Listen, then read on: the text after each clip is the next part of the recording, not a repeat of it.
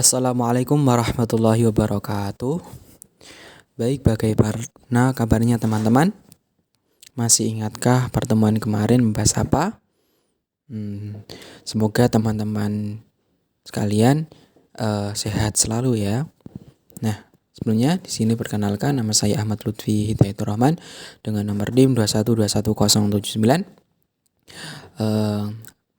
Di sini saya membuat video ini untuk memenuhi tugas UAS mata kuliah micro teaching.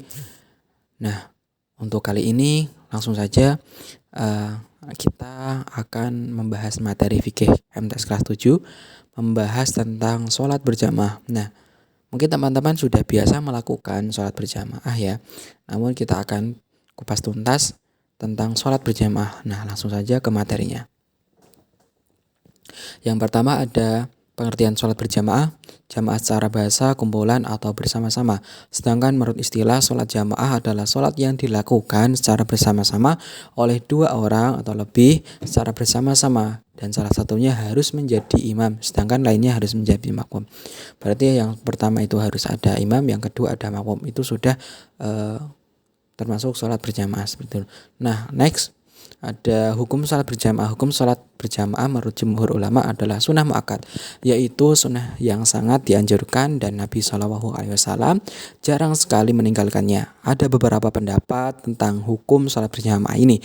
Menurut Imam Ar-Rafi'i hukumnya sunnah, sedangkan menurut dalam pandangan Imam An-Nawawi adalah fardu kifayah. Dan yang terakhir menurut Imam Munzir dan Ibnu Khuzaimah hukumnya adalah fardu ain. Nah, mungkin sudah banyak sekali lah, sudah biasa untuk perbedaan pendapat antara ulama tentang hukum suatu permasalahan atau menghukumi tentang perkara seperti itu. Nah, mungkin ini bisa jadi patokan. Nah, namun kita lebih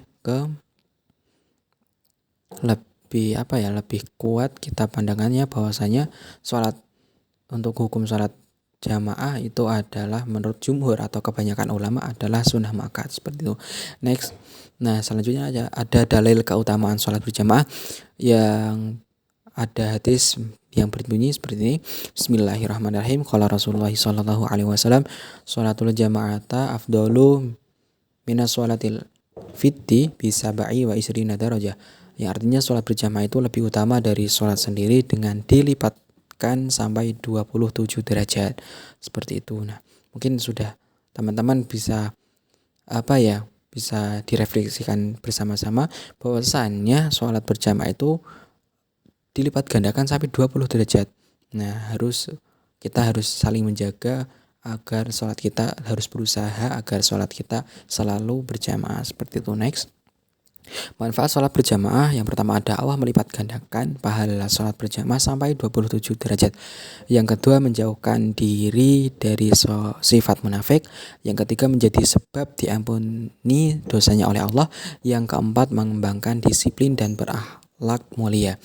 Nah, yang terakhir ada tumbuhnya persaudaraan kasih sayang dan bersamaan. Nah, mungkin manfaat sholat berjamaah itu banyak sekali, namun saya meringkas untuk ada 5 yang penting-penting saja. Mungkin teman-teman ada manfaat sholat berjamaah banyak sekali untuk kita sendiri seperti itu.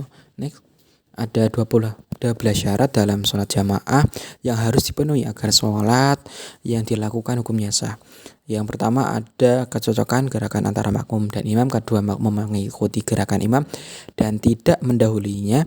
Yang ketiga, mengikuti gerakan imam. Keempat, berkumpul dalam satu tempat. Kelima, tidak berbeda dengan imam dan kesunahan dengan perbedaan yang mencolok.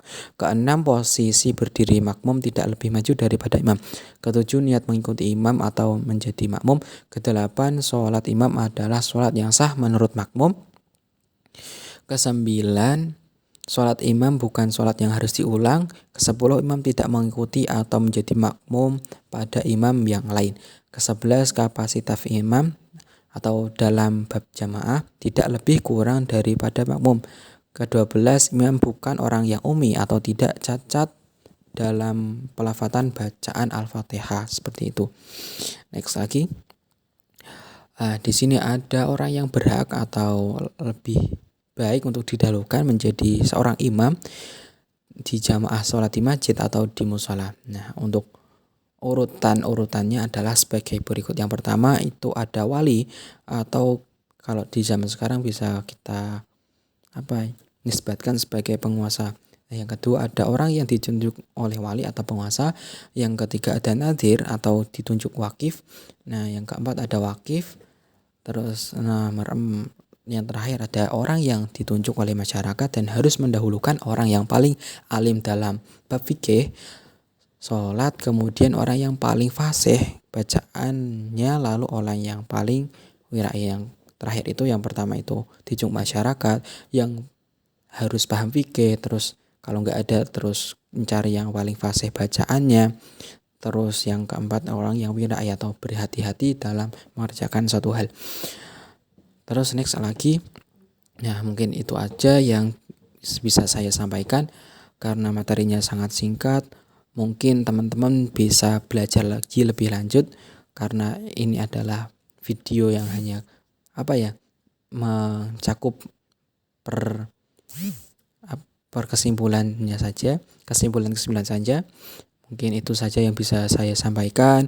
Kurang lebihnya mohon maaf yang sebesar-besarnya. Sekian dari saya. Wallahul muwaffiq ila aqwamit thoriq.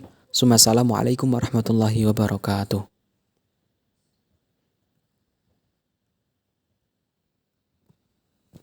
Ucapkan terima